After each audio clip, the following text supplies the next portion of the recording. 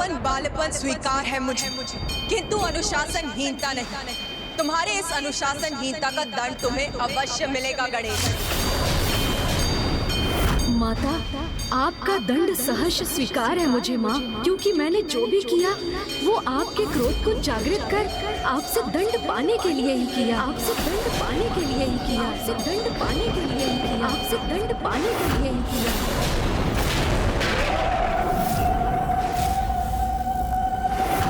तुमने ये अनुशासनहीनता किसी विशेष आशय से की थी, किंतु क्यों गणेश? कहो गणेश, क्या कारण था तुम्हारे इस आचरण का? मुझे क्षमा कर दीजिए माँ, मैं ऐसा करने पर इसलिए विवश था जिससे आपके समक्ष ये सत्य उजागर हो कि ममतासुर आपकी ममता का अनुचित लाभ उठाकर कितने भयंकर पाप कर रहा है, और आप अपने कठोर रूप में प्रकट होकर उसे अनुशासित करें। माँ, आपके समक्ष भोलेपन और असहायता का स्वांग कर ममतासुर अपनी कुटिलता और क्रूरता को आपकी दृष्टि से छिपाने में सफल हो रहा था। आप मुझे आशीर्वाद के रूप में ऐसी शक्ति प्रदान कीजिए कि मैं अपने सुपथ पर चलने में आश्वस्त रहूं और मुझे कोई भी किसी भी प्रकार से आहत न कर सके।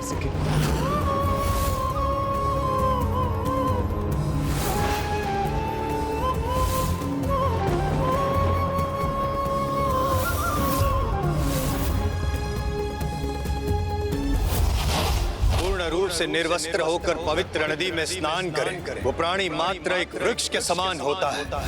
मैं तुम्हें श्राप देता हूं, तुम दोनों भी इसी क्षण वृक्षों में परिवर्तित हो जाओगे।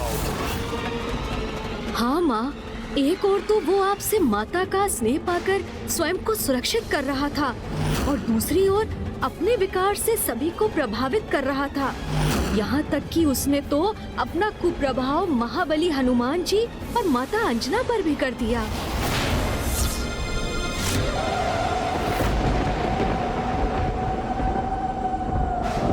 पुत्र, एक माँ की ममता का भाव तो अत्यंत पावन, जिसके कारण वो अपनी संतान के हित में महान त्याग करने के लिए तत्पर रहती, किंतु ममता की अति जब विकार का रूप ले ले तो ना माँ का भला होता है और ना ही संतान का।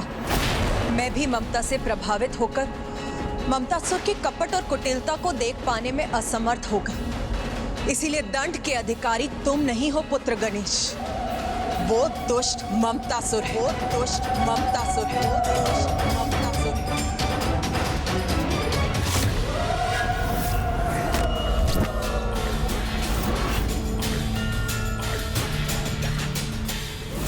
गुरुकुल, यहाँ तो शिष्य शिक्षा प्राप्त करने आते हैं ना, तो फिर इन्हें तो वही शिक्षा प्राप्त होनी चाहिए जो मैं निर्धारित करूंगा।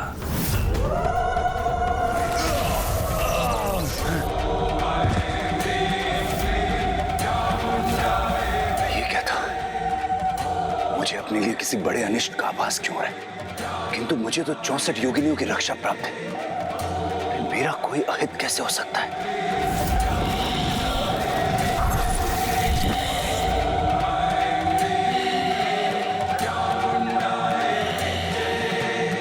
ये योगिनी देवी मुझे इतनी क्रोधित दृष्टि से क्यों देख रही है?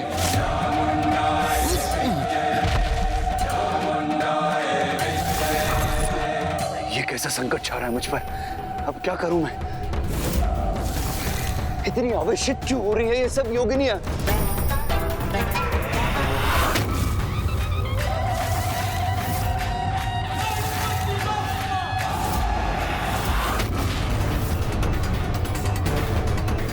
ये शिव पुत्र भी इन शिव गणों के साथ यहाँ पर पहुंच गए। मेरी सुरक्षा तो यहाँ से प्रस्थान करने में ही है।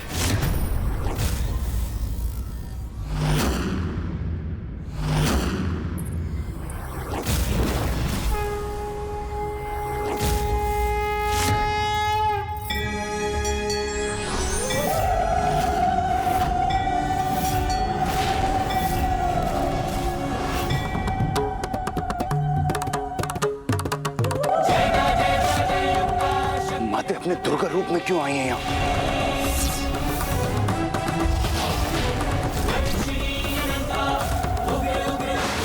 माते?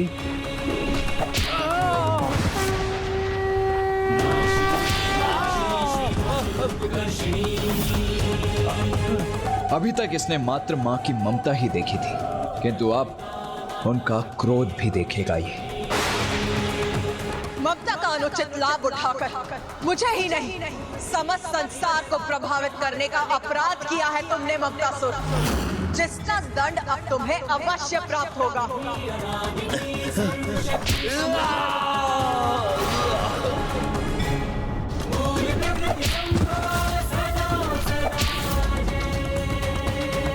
ये मात्र तुम्हारे लिए नहीं, संसार के उस प्रत्येक बालक के लिए सीख जो ममता का दुरुपयोग कर अपने माता पिता की आज्ञा का उल्लंघन करता है।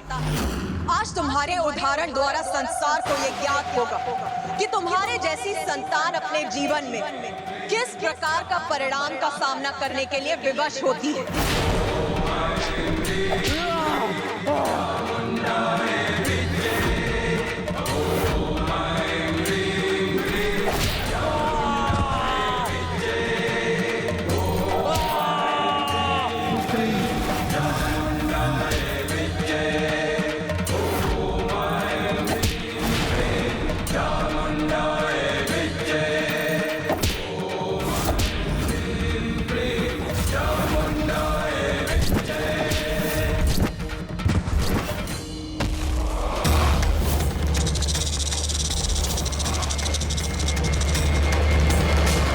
कीट के समान मैं भी इस पृथ्वी के भीतर प्रवेश कर स्वयं को इस दंड से मुक्त कर सकता हूँ।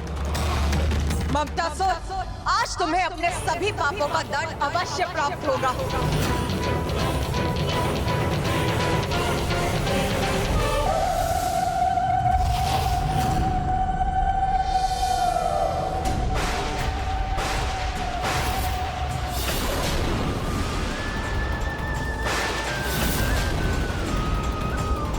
ये दुष्ट तो भूमि में प्रवेश कर अदृश्य हो गया। इतना दुस्साहस इस दुष्ट का।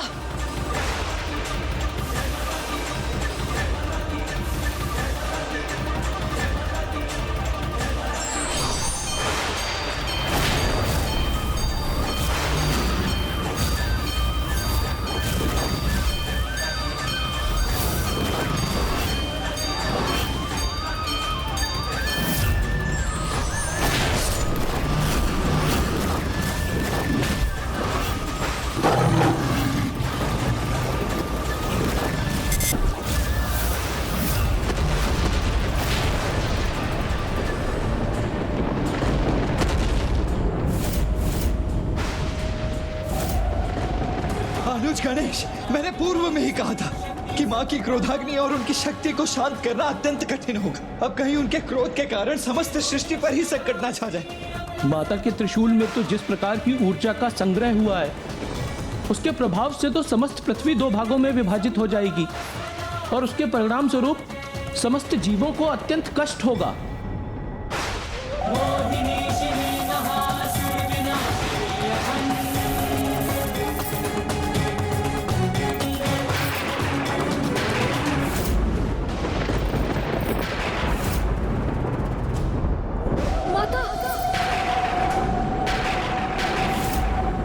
मुझे क्षमा कीजिए माँ, यदि आपने अपने त्रिशूल को पृथ्वी पर लक्षित किया तो उस दुष्ट असुर का दंड समस्त सृष्टि को भुगतना होगा। आप मुझे आज्ञा दीजिए माँ कि ममतासुर पृथ्वी के गर्भ में जहाँ भी छिपा है, मैं उसे वहाँ से ढूंढकर आपके समक्ष प्रस्तुत करूं। उचित है पुत्र गणेश, तुम मुझसे शीघ्र यहाँ लेकर आओ, क्योंकि मैं ममतासुर को ममता की पवित्र भावना की अति उत्पन्न कर उसे विकार में परिवर्तित नहीं करने दूंगी। अनुज गणेश, तुमने माता को वचन तो दे दिया, किंतु हम पृथ्वी के इतने छोटे से छिद्र में प्रवेश कैसे करेंगे?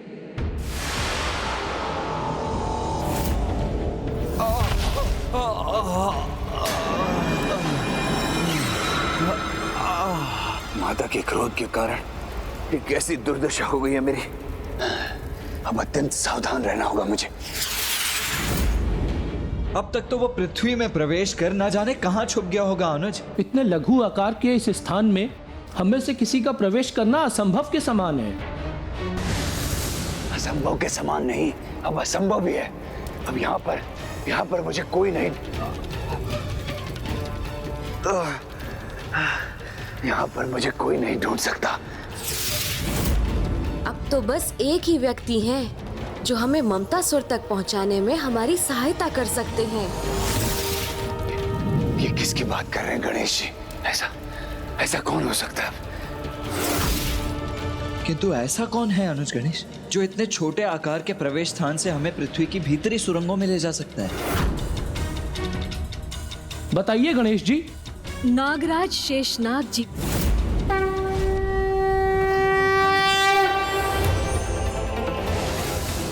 धरती की ऐसी कोई सुरंग नहीं जहां शेषनाग जी ना पहुंच सके। प्रभु शेषनाग वासुकी जी, मैं आपसे अनुरोध करता हूँ कि कृपया मेरी सहायता करने की कृपा कीजिए।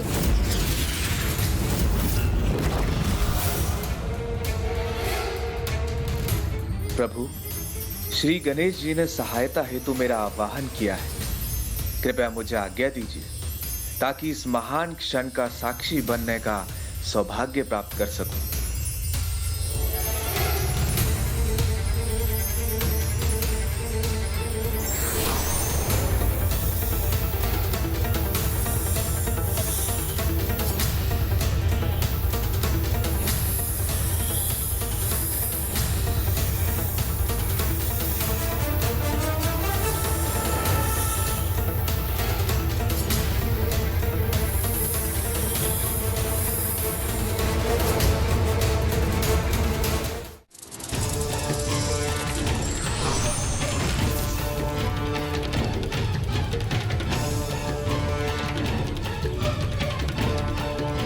प्रणाम लंबोदर गणेश जी।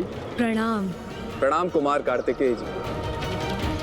वो ममतासुर पृथ्वी के तल के कितनी ही गहराई में क्यों ना छुपा बैठा, मैं आपको उसके निकट अवश्य पहुंचा सकता हूं प्रभु।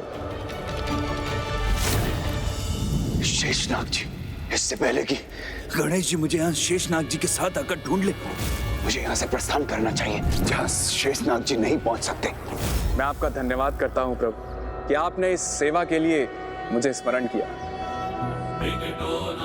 ममतासुर को रोकने हेतु आपका वाहन बनना मेरा परम सौभाग्य होगा प्रभु। अद्भुत। शेषनाग जी जो स्वयं श्री हरि नारायण की शैया हैं, वो वाहन बनेंगे गणेश जी के।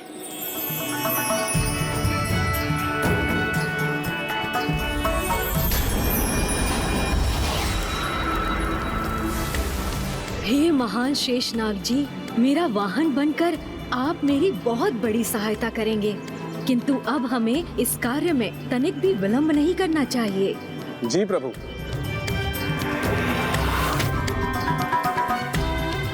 स्वामी, सर्वथा दिव्य और अनूठी घटना का आरंभ हो रहा है। देवी, अब हम एक अत्यंत अद्भुत दृश्य के साक्षी बनेंगे।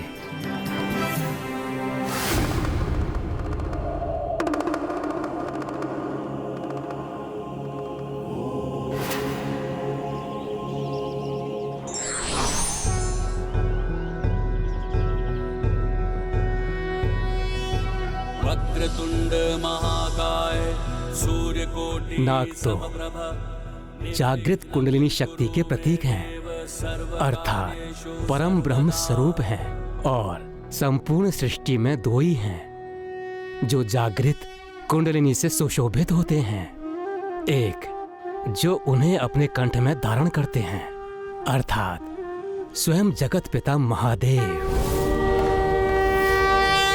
और दूसरे हैं जो जागृत कुंडलिनी की शैया पर विश्राम करते हैं, सृष्टि के पालनहार प्रभु श्री हरि नारायण।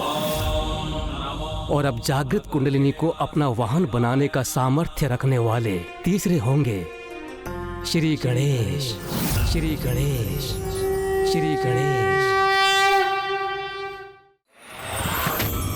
ब्रह्मदेव का कथन उचित है। प्रथम पूज्य गणेश के दिव्य अवतार के दर्शन प्राप्त करना अत्यंत आनंददायक होगा।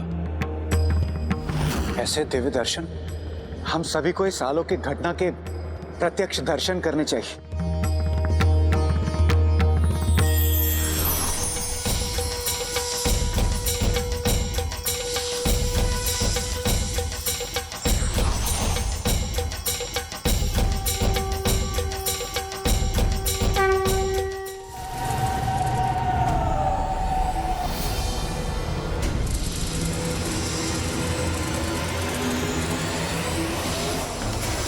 ये कैसा महासंकट छाया है मुझ पर, क्योंकि अब माता मेरी रक्षा नहीं करेंगे और ना ही गणेश जी मुझे किसी प्रकार सुरक्षित रहने देंगे।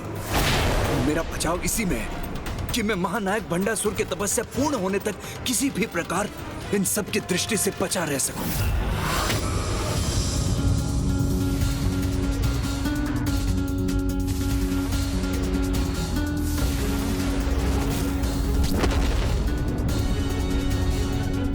यहाँ तो रास्ता ही बंद है, आगे जाने का तो कोई मार्ग ही नहीं।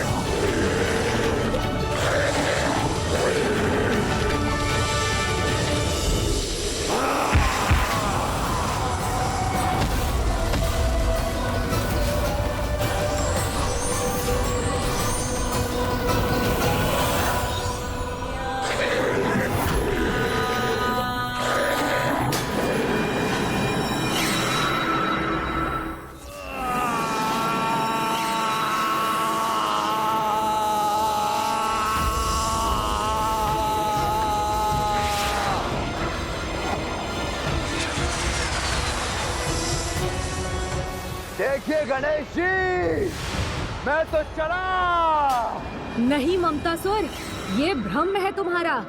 इस बार मैं तुम्हें कहीं नहीं जाने दूंगा।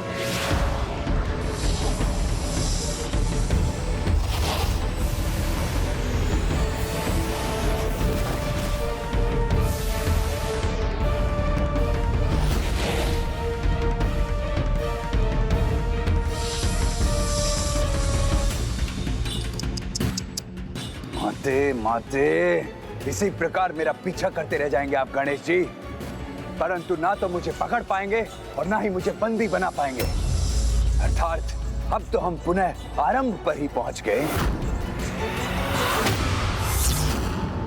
नहीं ममतासुर, ना यहाँ आरंभ हुआ था और ना ही यहाँ अंत होगा। यहाँ तो अब सब कुशल हो गया ममतासुर, किंतु तुम्हें सुधारना अभी शेष है। भ्राता गणेश, क्या अब भी विश्वास है आपको कि आप मुझे बंदी बनाने में समर्थ होंगे? मैं तो मेरे महानायक भंडासुर की तपस्या पूर्ण होने तक सबके दृष्टि से ओझल रहूंगा, फिर आप मुझे बंदी कैसे बनाएंगे? तुम्हें ये ज्ञात नहीं है ममतासुर, किंतु तुम तो मेरे बंधन में उलझ चुके हो। शीघ्र इस कलश में प्रवेश कर छिप जाना चाहिए मुझे।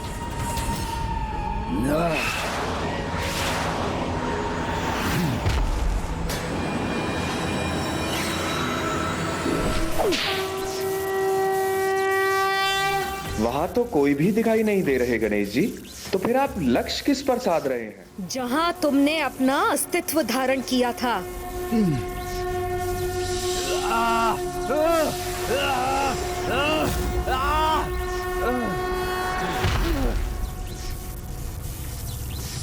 लीजिए माँ, मैंने अपना वचन पूर्ण किया।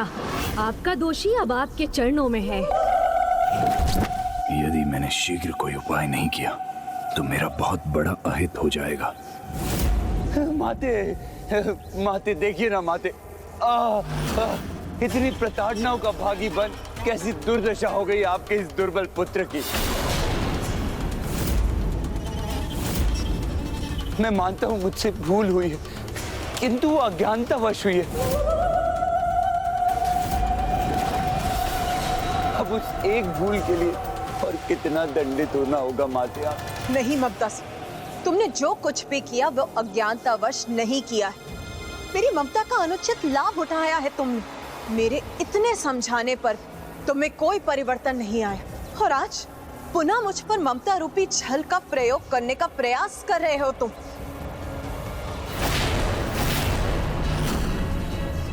माता पर तो अब मेरा कोई प्रभाव नहीं हो रहा, तो अब मैं क्या करूं? पुत्र गणेश, इसे ऐसी सीख दो कि ये किसी की ममता मोह के विकार में परिवर्तित ना कर सके।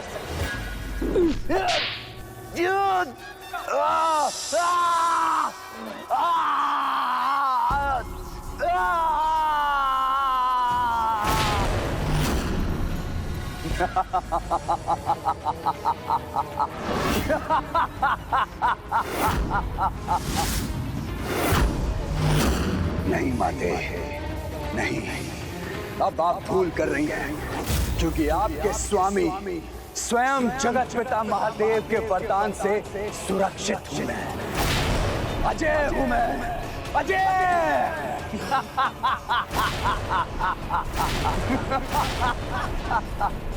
अब तुमने दुष्टता भरी अपनी वास्तविक प्रवृत्ति का प्रदर्शन कर ही दिया, किंतु तुम पुनः एक बात भूल रहे हो ममतासुर। तुम अजय हो, किंतु तुम्हारे भीतर का तुम्हारा विकार नहीं, तुम्हारे भीतर का तुम्हारा विकार नहीं, तुम्हारे भीतर का तुम्हारा विकार नहीं।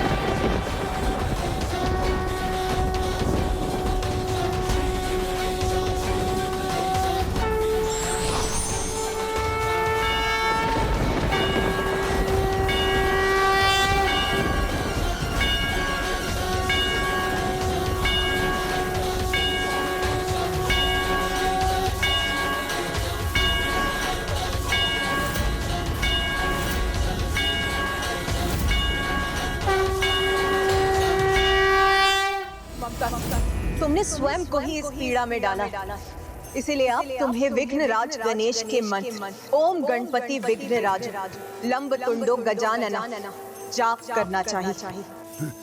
ओम गणपतिर्विघ्नराजो लंबतुंडो गजाननः। ओम गणपतिर्विघ्नराजो लंबतुंडो गजाननः। ओम गणपतिर्विघ्नराजो लंबतुंडो गजाननः। ओम गणपतिर्विघ्नराजो लंबतुंडो गजाननः।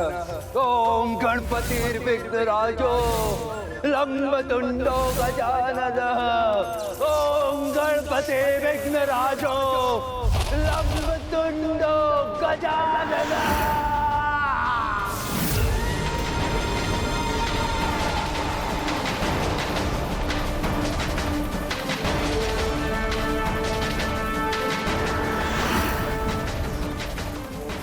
मात्र इस एक से विलक किया है आपने मुझे, किंतु मैं तो ममता मोह से संपूर्ण सृष्टि के समस्त जीवों को दूषित कर चुका हूं। तो मुझे पूर्ण रूप से मिटाकर उन सभी को कैसे बचा पाएंगे आप गणेश जी? ऐसे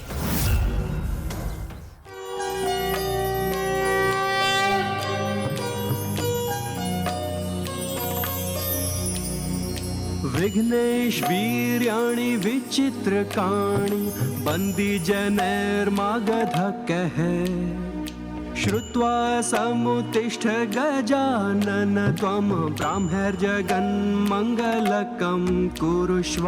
एवं मया प्रार्थित विघ्नराज चित्तेन चोत्थाय बहिर्गणेश तं निर्गतं वीक्ष्य नमन्ति देवाः संवादायो योगी मुखास्थिताहं। विघ्नेश वीर्याणि विचित्रकाणि बंदी जनैर्मागध कहे श्रुत्वा समुत्तिष्ठ गजानन त्वं ब्राह्मैर्जगन्मङ्गलकं कुरुष्व।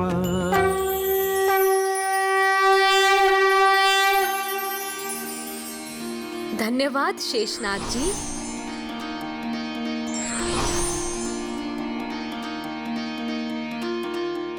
मुझे भी क्षमा करें माँ, क्योंकि पूर्व में तो मैं भी अपनी सीमाओं का उल्लंघन करने पर विवश हो गया था। नहीं पुत्र गणेश, तुम्हारे तो प्रत्येक विचार और कर्म में शुभता और कल्याण ही छिपे हुए थे। सर्वप्रथम तुमने रंगोली में गौ के जिस गोबर को जोड़ा था वो तो अत्यंत पवित्र होता है पुत्र, और रंगोली को गौ के गोबर से सुशोभित करने से ऐसे गृह में सदा देवी लक्ष्मी का वास होता है। उनकी कृपा दृष्टि सदा बनी रहती है। किंतु माता वो धूल, वो तो स्वयं गौ माता के चरणों की धूल थी, जिसे गौधूली भी कहा जाता है पुत्र। और गृह में गौधूली का प्रवेश तो अत्यंत शुभ माना जाता है।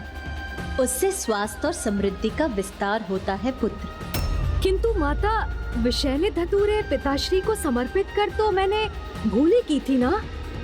नहीं पुत्र, तुमने तो धतूरा और अखवन को समर्पित कर प्रभु की पूजा को पूर्ण ही किया था।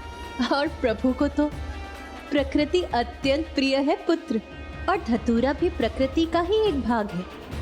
इसीलिए पुत्र, आज से मैं ये घोषणा करती हूँ कि प्रभु की पूजा में सदैव धतूरा समर्पित किया जाएगा। किंतु माता वो पिताश्री के आहार का क्या? पुत्र कार्तिकेय, पुत्र गणेश तो प्रथम पूज्य देव है, इसीलिए उन्होंने प्रभु का आहार ग्रहण कर कोई भूल नहीं की थी। और भला पुत्र गणेश के आहार को ग्रहण किए बिना कोई भोजन ग्रहण कैसे कर सकता है? इसीलिए आज से पुत्र, मैं तुम्हें ही सर्वप्रथम भोजन दूंगी। इसीलिए आज से जो इन चारों सूत्रों का पालन करेगा उसे विघ्नराज गणेश का आशीष प्राप्त होगा। उसे विघ्नराज गणेश का आशीष प्राप्त होगा। धन्यवाद माँ। अब मुझे शीघ्र जाकर प्रभु हयग्रीव को सूचित करना चाहिए कि ममतासुर, कामासुर और लोभासुर तीनों के प्रभाव से अब सृष्टि मुक्त हो चुकी है और अब भंडासुर अपार शक्ति प्राप्त करने में असमर्थ रहेगा। मुझे आज्ञा दीजिए माँ। ओम नमः शिवाय। ओम नमः शिवाय। ओम नमः शिवाय। ओम नमः शिवाय। ओम नमः शिवाय। माँ, भंडासुर की तपस्या अब उसके चरम पर पहुंच चुकी है।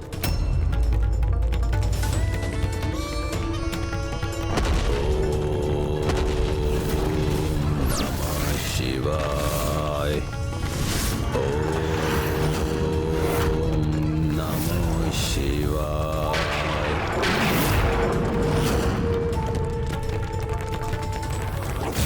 आपने जिस भंडासुर का सृजन किया है, जिसे जीवन प्रदान किया है, वो तो सभी असुरों से कहीं अधिक भयंकर, कहीं अधिक सर्वनाशी। ओम नमः शिवाय। ओम नमः शिवाय। ओम नमः शिवाय। ओम नमः शिवाय। इसके तप की इस अत्यंत शक्तिशाली ऊर्जा से तो संसार में विस्फोट की स्थिति उत्पन्न हो गई है। यदि ऐसा होता रहा तो संसार समाप्त हो जाएगा। तब तो अब कदाचित पिताश्री को उससे वरदान प्रदान करके उसकी इस तपस्या को पूर्ण करना ही होगा।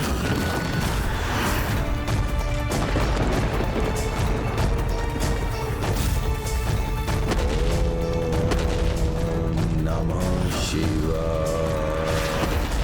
यदि पिताश्री ने भंडासुर को वरदान दे दिया तो तीनों असुरों को बंधक बनाने के अब तक के हमारे सभी प्रयास विफल हो जाएंगे।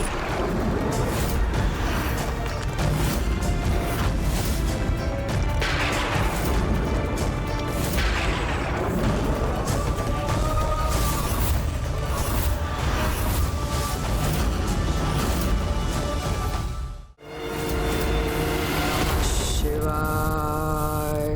ओम नमः शिवाय।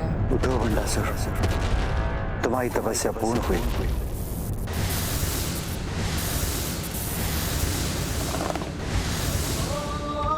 कदाचित प्रलय से तो सृष्टि की रक्षा हो गई।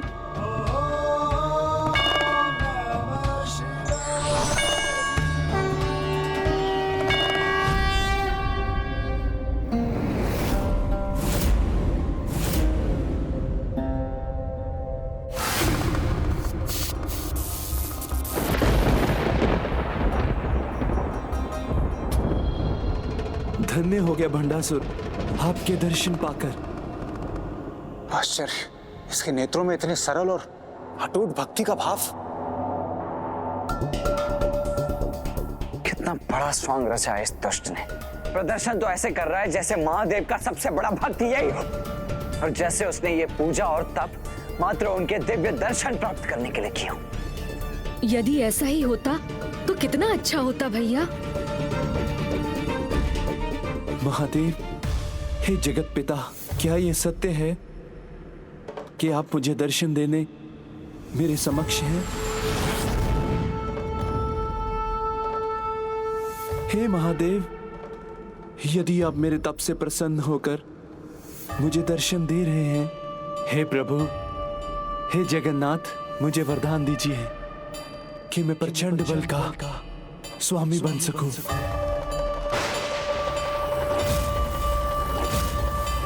कि किसी भी शक्ति को मैं अपने भीतर समाहित कर सकूं।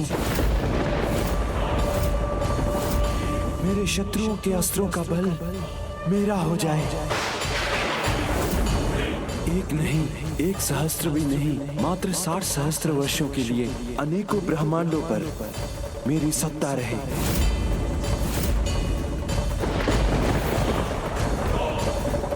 60,000 वर्षों को मात्र कह रहा है। कितना बड़ा धूर्त है ये। इन असुरों से श्रेष्ठ आचरण की आशा करना ही हमारी भूल है। इनकी प्रवृत्ति में कभी कोई परिवर्तन नहीं होगा, क्योंकि ये असुर अपनी दुष्टता का व शक्ति और सत्ता पाने की अपनी इच्छा का परित्याग कदापि नहीं कर सकते। बस इतना ही वरदान चाहिए मुझे। प्रभु और भक्त के बीच इतना तो चलता है, इतना तो चलता है, इतना तो चलता है।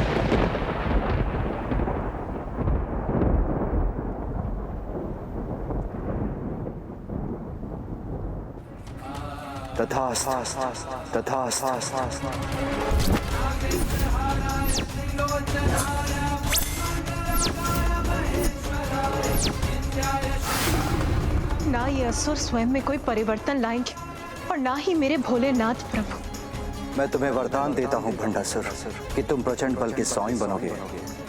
जिस शक्ति की इच्छा करोगे उसे अपने भीतर समाहित कर सकोगे। जो भी शत्रु तुमसे युद्ध करने आएंगे उनके अस्त्र का बल भी तुम्हें ही प्राप्त होगा। तुम 60 सहस्त्र वर्षों तक अनेकों ब्रह्मांडों पर अपनी अखंड सत्ता स्थापित करोगे।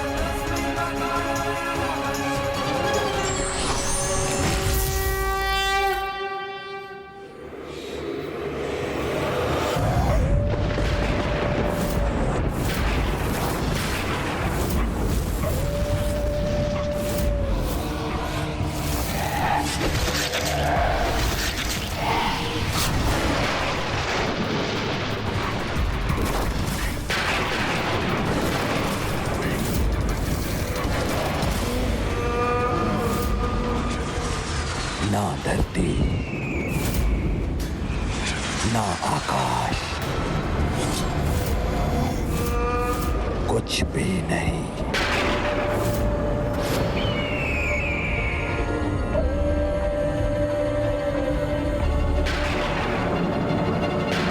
सब जलता है, सब जलता है, सब जलता है।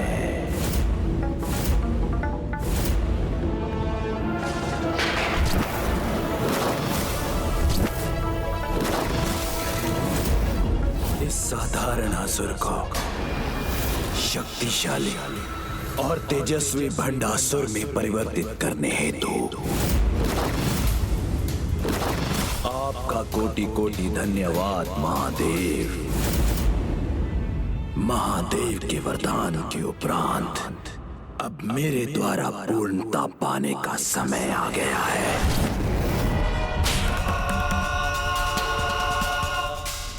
लोभासुर, लोभासुर, कामासुर, कामासुर, कामासुर, ममतासुर, ममतासुर। अनुज गणेश, तुम चिंता मत करो, क्योंकि अपने तप के प्रभाव से इसने पिताश्री से वरदान तो अवश्य प्राप्त कर लिया है, किंतु अपने विकारों की उन शक्तियों को कभी प्राप्त नहीं कर पाएगा जिन्हें प्राप्त करके ये सर्वशक्तिशाली बनने में सफल हो सकता है। क्योंकि तुमने तो लोभासुर, कामासुर और ममतासुर को पहले ही ऐसे स्थान पर स्थित कर दिया है जहां ये तो कभी पहुंचने में सफल नहीं हो पाएगा। और यदि भंडासुर लोभासुर, कामासुर और ममतासुर की शक्तियों को ग्रहण ही नहीं कर पाएगा तो उसे पूर्णता भी कभी प्राप्त नहीं होगी।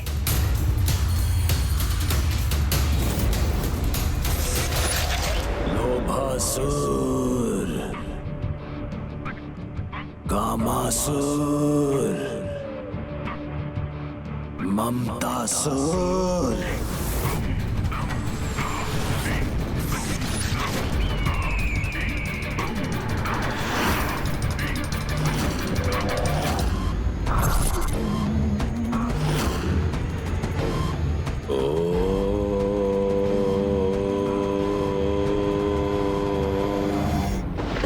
कितनी विचित्र बात है, एक असुर होकर भी इस समस्त धार्मिक विधियों का पालन कर रहा।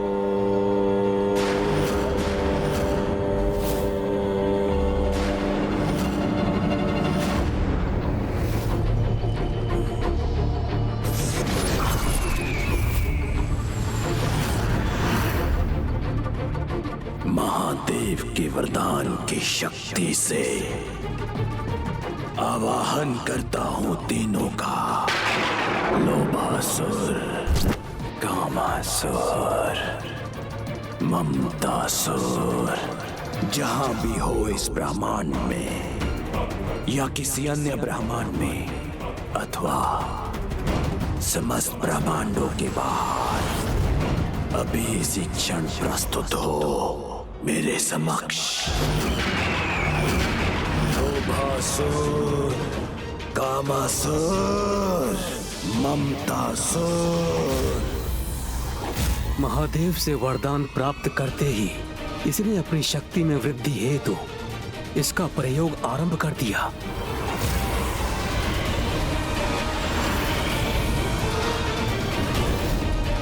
क्या वो तीनों विकार रूपी दुष्ट असुर उस अंधकारी स्थान से मुक्त हो सकेंगे जहां गणेश जी ने उन्हें बंदी बनाकर स्थित किया था?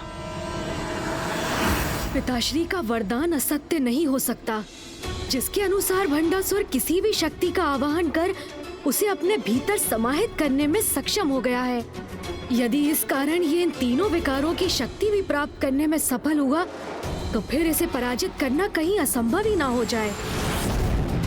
कामासुर,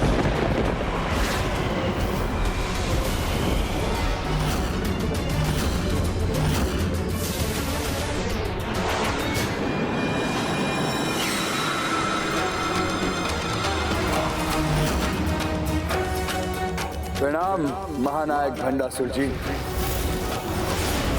हमें क्षमा कर दीजिए भंडासुर जी, हम तो आपके लिए शक्ति, किंतु हमें यहाँ पर बंदी बना।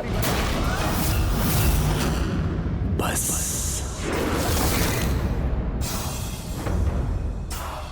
क्या हुआ, कैसे हुआ, वो सब ज्ञात नहीं करना है मुझे।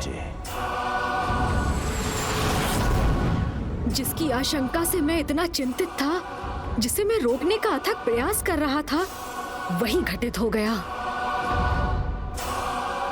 कि जो कुछ भी हो रहा वो नहीं होना चाहिए था, क्योंकि अब पुत्र गणेश द्वारा भंडासुर को रोकने के समस्त प्रयास क्षण भर में निरर्थक हो जाएंगे।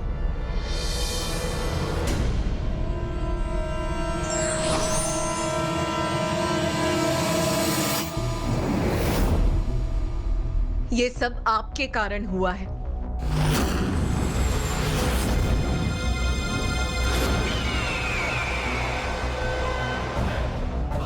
जिस शक्ति की इच्छा करोगे उसे अपने भीतर समाहित कर सकोगे।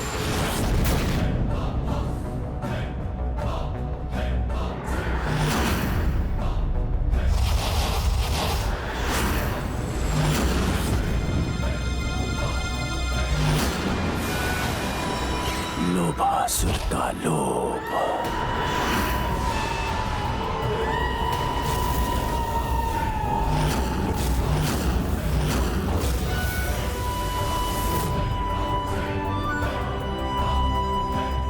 विनाशकारी लोभ के विकार की ऊर्जा ने तो इसे और भी शक्तिशाली बना दिया। और कदाचित ऐसा ही अन्य विकारों के साथ भी होगा। ममतासुर का मोह।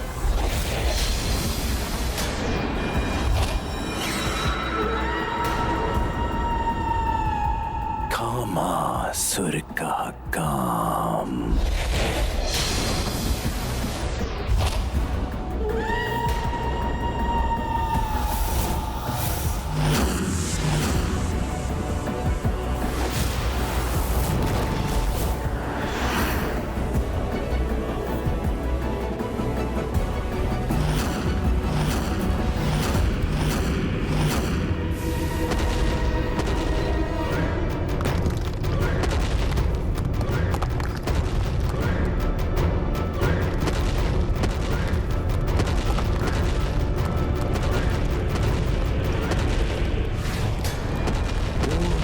भंडासुर।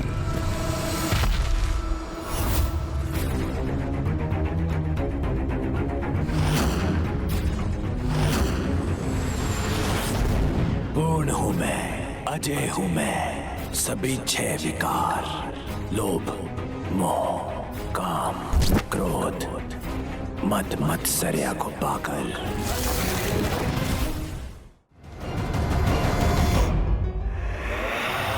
पूर्णता प्राप्त कर अत्यंत शक्तिशाली हो गया है ये असुर। अब ये हमारे लिए कोई बड़ा संकट अवश्य उत्पन्न करेगा। अब सर्वप्रथम मैं तनिक विचार तो कर लूं कि करना क्या है। हाँ। ये दुष्ट कैसी योजना बना रहा होगा? सर्वप्रथम क्या करेगा ये कुछ और करे न करे, स्वर्गलोक पर अपना आधिपत्य स्थापित करने ही अवश्य आएगा।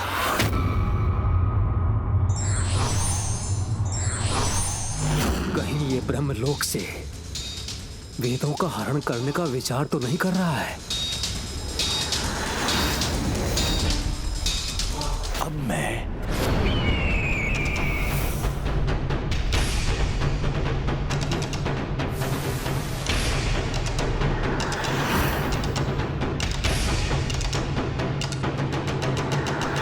अब ये इस प्रकार एक ही स्थान पर स्थित क्यों हो गया है? प्रभु, इससे क्या हुआ है? ये ऐसे अधर्म में क्यों रुक गया? जिस प्रकार किसी बालक को अनेकों वस्तुएं एक साथ क्रीड़ा करने के लिए मिल जाती हैं, तो वो ये चयन करने में असमर्थ होता है कि उसे सर्वप्रथम किस वस्तु के साथ क्रीड़ा करनी है। उसी प्रकार इस असुर को महादेव से प्राप्त वरदान और अपने विकारों से पूर्ण होकर ये चयन करने में असमर्थ है कि इसे भविष्य में करना क्या है। भैया, एक बात तो स्पष्ट है, ये जो भी करेगा वो आज तक के सभी असुरों से सर्वथा भिन्न होगा। तो भंडासुर अपनी अपार शक्ति का दुरुपयोग किस प्रकार करेगा, इसका निर्णय करने से पूर्व ही हमें वहां जाकर उसे रोक नहीं देना चाहिए। अनुज भैया, हमारा धर्म तो यही है कि जब तक कोई पाप और अधर्म ना करे, ना हम उसे दंडित कर सकते हैं और ना ही बंदी बना सकते हैं। इसीलिए अब तो हमें यही कामना करनी चाहिए कि ये शक्ति के दंभ में कोई बड़ी मूर्खतापूर्ण भूल करे, तभी हम इसे रोकने का अधिकार प्राप्त करेंगे। पग उठाने के पूर्व ही इतना अधिक विचार कर रहा है, इससे तो प्रतीत होता है कि संभवतः ये हमें कोई ऐसा अवसर दे।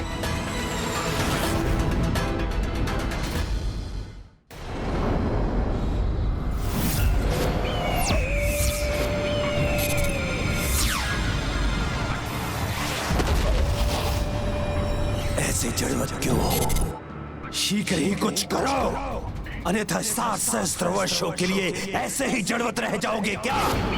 जागृत करो अपने इस क्रोध को, धारण करो अपने अस्त्र और ब्रह्मांड के हर एक छोर पर स्थापित करो। जो भी तुम्हारे सामने आए उससे कुचल दो। ना ना ना ना ना ना। क्रोध के वचन मत सुनो। बंदी बना लो सभी को और अधीन कर लो सबकी संपत्ति।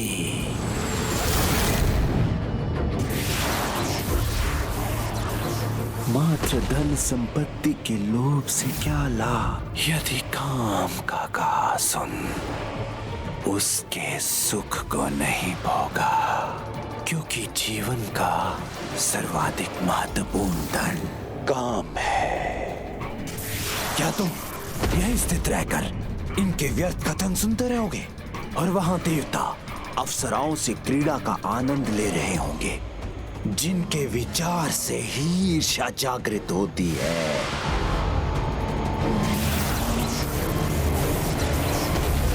मोह के आगे किसी विकार का कोई महत्व नहीं, क्योंकि जिसके प्रति तुम मोह रखोगे वही तो तुम्हारा होगा। सर्वप्रथम जलकर स्वर्ग पर सब कुछ और विशाल और आभूषण उनके स्वामी बनो। शांत। स्वयं कुछ करने की आवश्यकता नहीं है मुझे, क्योंकि जो भी होगा वो स्वतः असुर राज भंडासुर की इच्छा के अनुसार ही होगा।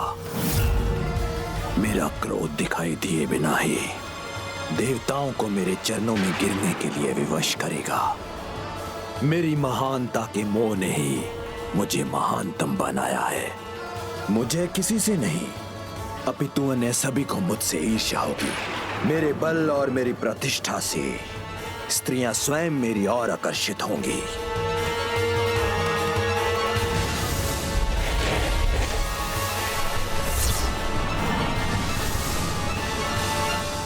कदाचित इस दुष्ट का प्रथम लक्ष्य स्वर्गलोक नहीं है। यदि ये अन्य असुरों की भांति सर्वप्रथम स्वर्ग पर आक्रमण नहीं करना चाहता है तो करना क्या चाहता है?